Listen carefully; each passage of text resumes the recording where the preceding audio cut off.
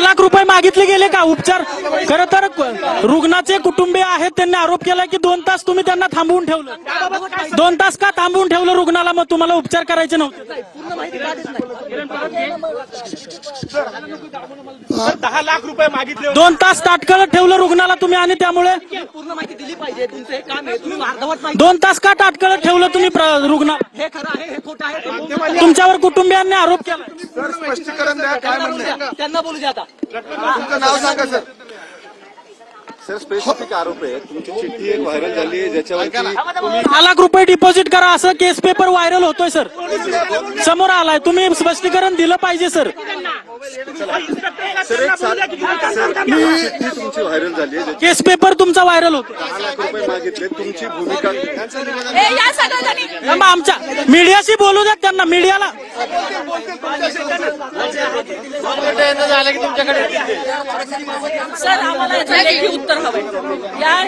आपण पाहतोय की शिंदे गटाच्या ज्या महिला कार्यकर्ता आहेत ते आता या प्रशासनाला या ठिकाणी निवेदन देत असल्याचं आपल्याला पाहायला मिळतंय आणि त्यांच्याकडून बोललं जातं।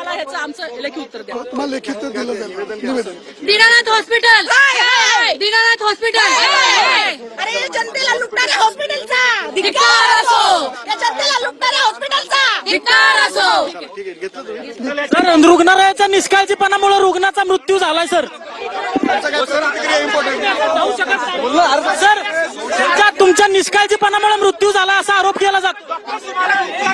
कारण तुमच्या रुग्णालयावर गंभीर आरोप होतात, तुम्ही 10 लाख रुपयाची मागणी केली असा आरोप केला जातो। या सगळ्या प्रश्नाची उत्तर तुम्हाला द्यावी लागतील। सांगितल्याप्रमाणे दीनानाथ रुग्णालय आता शासनाकडे त्याचा पूर्ण अहवाल देत आहे।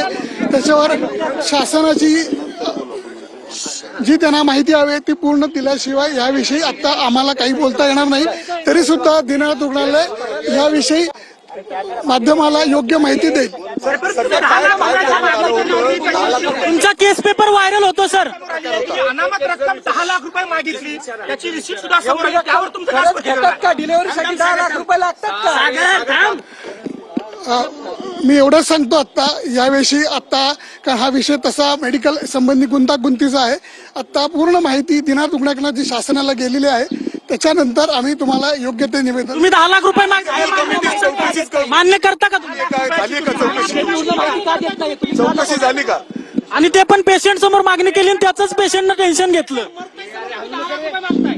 मला वाटतं मी स्पष्ट केलेलं आहे मुख्यतः लाख रुपया संदर्भात काही बोलत नाही, तुम्ही तेच सांगता। तुमचा केस पेपर आहे, 2.5 ते 3 लाख रुपये देण्याची त्याची तयारी होती। असं असताना देखील तुम्ही 10 लाख रुपये मागितले, त्यांच्याकडे 10 लाख रुपये नव्हते, त्यामुळे रुग्णाला दुसरीकडे शिफ्ट करावं लागलं आणि त्यामुळे हा संपूर्ण प्रकार घडला असा आरोप केला जातो। 10 लाख रुपये डिपॉझिट करा।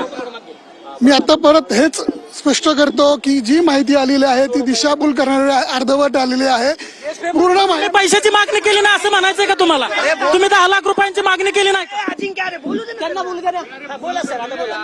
दीनानाथ रुग्णालय याविषयी त्याची भूमिका लवकरच स्पष्ट करेल। 10 लाख रुपयांची मागणी केली होती का सर? सर, ही तुमची प्रोसिजर आहे का? रुग्ण ऍडमिट करताना इतकी रक्कम तुम्ही मागता का? नेमकं खरं काय आहे?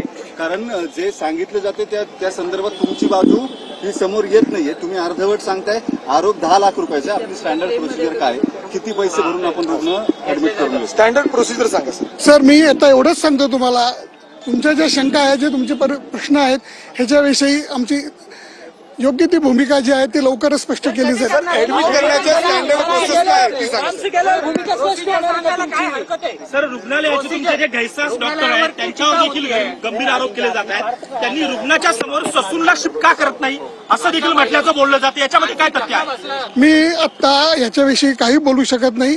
रुग्णालयाकडनं योग्य ती माहिती तुमच्यापर्यंत आम्ही दिली जाईल। कधीपर्यंत येणार आहे सर? लवकरच दिली जाईल सर। राज्य सरकारला अहवाल केलाय तुमचा? राज्य सरकारला अहवाल